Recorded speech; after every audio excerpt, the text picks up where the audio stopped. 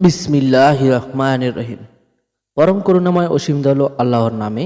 ABC licence 2023। হযরত মুহাম্মদ সাল্লাল্লাহু আলাইহি সাল্লাম হলেন আল্লাহর প্রেরিত নবী ও রাসূল। নিজে নামাজ পড়ুন, অন্যকে নামাজ পড়তে উৎসাহিত করুন। আজকের প্রশ্নের টপিক হচ্ছে জেনারেটর কি নীতি অনুসরণ করে চলে? জেনারেটর ফ্রেমিং এর ডানহস্ত নিয়ম অনুসরণ করে চলে। ভোল্টেজ রেগুলেশন বলতে কি বোঝায়? ট্রান্সফরমারের নো লোড হতে ফুল লোড ভোল্টেজের পার্থক্যকে ফুল লোড ভোল্টেজ দ্বারা ভাগ করে এর শতকরা হিসাবে বের করা যায়। Voltage regulation percent VR equal to V minus V by V গুণন 100। ভোল্টেজ রেগুলেশন এর মান যত কম হয় ততই ভালো। বাংলাদেশে বর্তমানে কত মেগাওয়াট বিদ্যুৎ উৎপন্ন হয়? বর্তমানে উৎপাদন ক্ষমতা 25,514 মেগাওয়াট, ক্যাপাসিটি ও নবায়নযোগ্য জ্বালানি সহ 25,284 মেগাওয়াট। বর্তমানে বাংলাদেশের বিদ্যুৎ উৎপাদন ব্যবস্থা। প্রাইমারি ট্রান্সমিশন কি? উৎপাদন কেন্দ্রের প্রেরণ প্রান্ত থেকে রিসিভিং প্রান্ত পর্যন্ত দীর্ঘ অতি উচ্চ ভোল্টেজ লাইনকে প্রাইমারি ট্রান্সমিশন বলা হয়। Primary transmission voltage 110 kV, 132 kV, 230 kV, 400 kV পর্যন্ত এবং আরও বেশি হয়ে থাকে। সেকেন্ডারি ট্রান্সমিশন কি? রিসিভিং স্টেশন থেকে সাব স্টেশন পর্যন্ত দীর্ঘ উচ্চ ভোল্টেজ লাইনকে সেকেন্ডারি ট্রান্সমিশন বলা হয়। সেকেন্ডারি ট্রান্সমিশন ভোল্টেজ 33-66 হতে পারে। গ্রহণযোগ্য ট্রান্সমিশন লাইনের ভোল্টেজ লস কত? গ্রহণযোগ্য ট্রান্সমিশন লাইনের ভোল্টেজ লস 6 থেকে 11% হয়ে থাকে। বাংলাদেশের জেনারেশন ভোল্টেজ কত? বাংলাদেশের সর্বোচ্চ জেনারেশন ভোল্টেজ হলো 6600 ভোল্ট। বাংলাদেশের ট্রান্সমিশন ভোল্টেজ কত? বাংলাদেশের ট্রান্সমিশন ভোল্টেজ 400 কেভি, যেটি বিবিয়ানা কালিয়াকৈর অবস্থিত।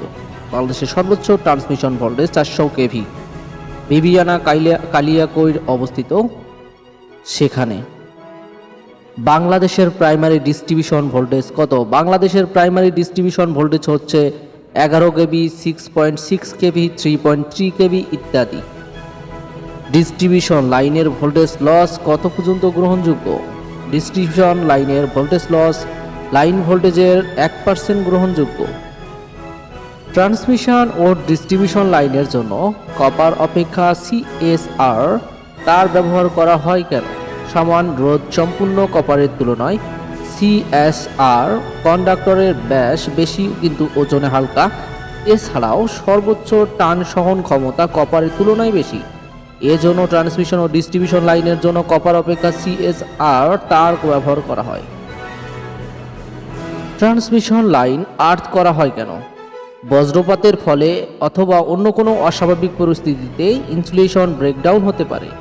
এই সম্ভাব্য দুর্ঘটনা থেকে লাইনকে রক্ষা করার জন্য ওভারহেড লাইনের শীর্ষে একটি অবিচ্ছিন্ন আর্থ তার ব্যবহার করা হয়, যার মাধ্যমে সেটি গ্রহণযোগ্য।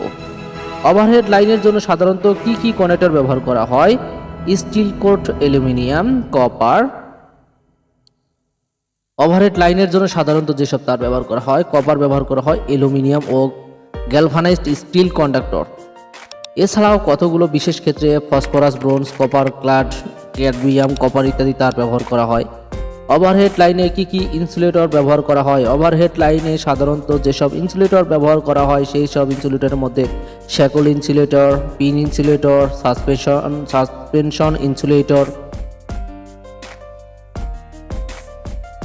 স্ট্রেন ইনসুলেটর, পোস্ট ইনসুলেটর, কাই ইনসুলেটর, ডিক্স ইনসুলেটর। প্রশ্ন নম্বর 90। ওভারহেড লাইনে প্রবাহীর সাইজ কি কি বিষয়ের উপর নির্ভর করে?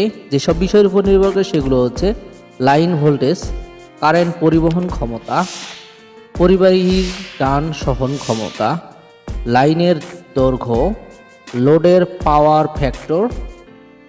এসব প্রশ্ন আজকে জানতে পারলেন। নেক্সটে আপনার